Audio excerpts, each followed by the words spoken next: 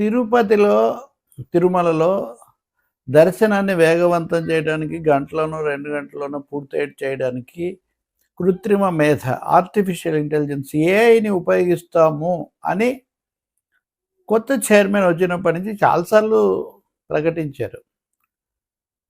ప్రకటించడమే కదా, అది బాగా ప్రచారంలో కూడా వచ్చింది. ఎలా చేస్తారు, ఏంటి అన్నది క్లారిటీ చేస్తామని.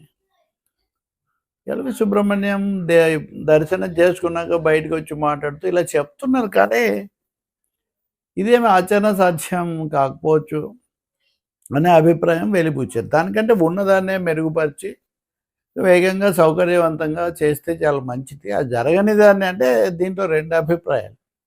ఒకటి, ఆచరణ సాధ్యం కాని దాన్ని లక్ష్యంగా పెట్టుకోవడం వల్ల అనవసరమైన ఖర్చులు, వ్యయ ప్రయాసలు అనేది ఒకటి. రెండవది, అనవసరమైన ప్రాధాన్యతలు పెట్టుకోవడం వల్ల అవసరంగా చేయగలిగినవి ఉపేక్షకు గురవుతాయనే అభిప్రాయం కూడా కావచ్చు. మూడవది, ఆధ్యాత్మికంగా ఉపయోగించకూడదు. ఇట్లాంటి అభిప్రాయాలు, సందేహాలు కూడా ఎవరికైనా అయితే ఉండొచ్చు. నాకైతే అంశాల మీద పెద్ద ఇది లేదు. కానీ